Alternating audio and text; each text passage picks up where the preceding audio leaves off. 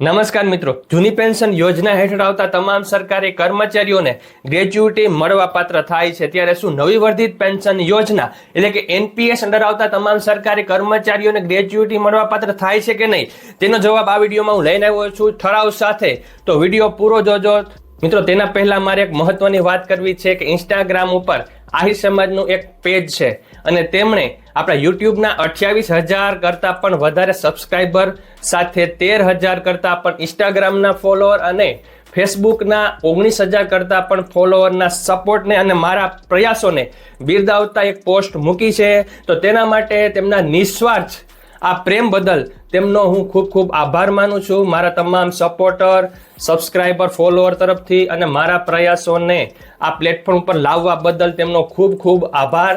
હવે આજના વિડીયોની વાત કરીએ તો જે 2017માં આ ઠરાવ કરીને રાજ્ય સરકારે જે વાત કરી હતી તે ઠરાવ તમારી સામે આવી રહ્યો છે, જેમાં તમે જોઈ શકો છો કે રાજ્ય સરકારના નવી વર્ધિત પેન્શન યોજના એટલે કે એનપીએસ હેઠળના કર્મચારીઓ કે અધિકારીશ્રીઓને મૃત્યુ સહ નિવૃત્તિ ગ્રેચ્યુટીનો લાભ આપવા બાબત તારીખ 24/10/2017ના ઠરાવ કરી દેવામાં આવ્યો હતો.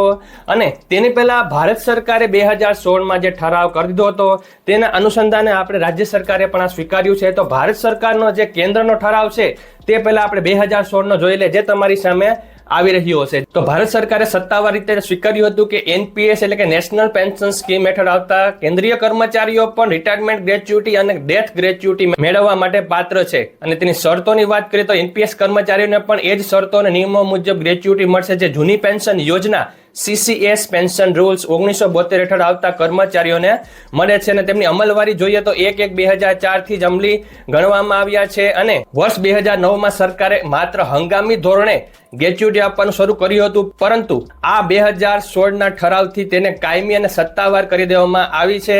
તો આ ઠરાવની સાથે હવે આપણે રાજ્ય સરકારનો ઠરાવ છે તે પણ સમજી લઈએ. તો તે તમારી સામે આવી રહ્યો છે, જેમાં તમે જોઈ શકો છો કે આ ઠરાવમાં કોને કોને લાભ મળશે, જેમાં 1/4/2005 કે ત્યારબાદ રાજ્ય સરકારની સેવામાં એનપીએસ હેઠળ નિયમિત નિમણૂક પામેલા કર્મચારીઓ અને અધિકારીઓ સાથે રાજ્ય સરકાર, પંચાયત અને ગ્રાન્ટેડ સંસ્થાઓના કર્મચારીઓ જેમને નિયામક પેન્શન કે પ્રોવિડન્ટ ફંડની કચેરી દ્વારા કાયમી પેન્શન ખાતા નંબર P પ્રાન ફાળવવામાં આવ્યા છે તેમને આ લાભ મળવા પાત્ર થાય છે.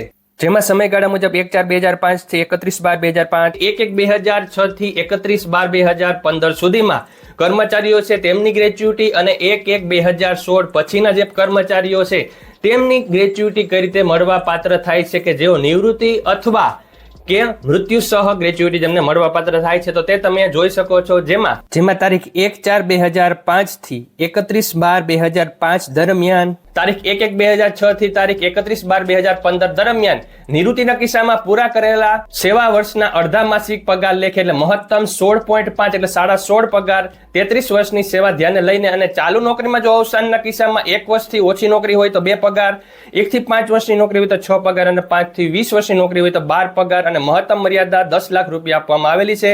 હવે વાત કરીએ 1/1/2016 કે ત્યારબાદ ના નિવૃત્તિ કિસ્સામાં પૂરા કરેલા સેવા વર્ષના અડધા માસિક પગાર લેખે મહત્તમ 16.5 પગાર અને ચાલુ નોકરીમાં અવસાનના કિસ્સામાં 11 થી 20 વર્ષની નોકરી હોય તો 20 પગાર અને 20 વર્ષ કે તેથી વધુ નોકરી હોય તો દર વર્ષે 1 માસનો પગાર મહત્તમ 33 પગારની મર્યાદામાં આપવામાં આવશે અને મહત્તમ મર્યાદા 20 લાખ કરવામાં આવેલી છે. સાથે સાથે ગ્રેચ્યુટીમાં જે વધારો આવેલો છે કે 20 લાખથી વધારીને ગ્રેચ્યુટી 25 લાખ કરી દેવામાં આવી છે તેનો વિડીયો તમે અહીંયા આઈ બટન ઉપર મળી જશે. ત્યારબાદ તાજેતરના મહત્વના ફેરફારની વાત કરીએ તો ડિસેમ્બર 2015 અથવા તો જાન્યુઆરી 2026ની શરૂઆતમાં કેન્દ્ર સરકારે મહત્વના ફેરફાર કરેલા છે જે રાજ્ય સરકારોએ પણ માન્ય રાખ્યા છે. તે ફેરફારો તમે અહીંયા જોઈ શકો છો. હવે મહત્વની જોગવાઈઓ અને ગણતરીની વાત કરીએ તો તે તમે જોઈ શકો છો કે પગારની વ્યાખ્યા કઈ રીતે થશે કે નિવૃત્તિ કે અવસાન સમયે મેળવેલ છેલ્લો પગાર પ્લસ મળવાપાત્ર મોંઘવારી ભથ્થું એટલે કે DA અને સેવાનો સમયગાળો ગણતરીમાં 6 માસ કે તેથી વધુ સમય હોય તેના પૂરા વર્ષ તરીકે ગણવામાં આવશે. અને વ્યાજ અંગે પણ વાત કરવામાં આવી છે કે આ ઠરાવ પ્રસિદ્ધ થયા પહેલાના જૂના કેસોમાં ગ્રેચ્યુટી પર કોઈ વ્યાજ મળવા પાત્ર થશે નહીં. અને કોને લાભ નહીં મળે, હા મિત્રો, આમાં પણ કોને લાભ નહીં મળે તેની પણ વાત કરવામાં આવી છે. જેમાં આ કર્મચારીઓને લાભ નહીં મળે જેમાં સ્વેચ્છાએ રાજીનામું આપીને છૂટા થયેલ હોય કર્મચારીઓ, ત્યારબાદ શિક્ષાના ભાગરૂપે ફરજિયાત નિવૃત્ત કરાયેલા, રૂખસત અપાયેલ કે બરતરફ કરાયેલ કર્મચારીઓને આ લાભ મળશે નહીં. સાથે સાથે મિત્રો આ એક PDF પણ હું એમાં એડ કરી દઈશ કે અગાઉના સમયમાં જે પણ નવા ઠરાવો આવતા ગયા છે તેની લિંક ઉપર ક્લિક કરી તે ઠરાવો તમે ડાઉનલોડ કરી વાંચી શકો છો.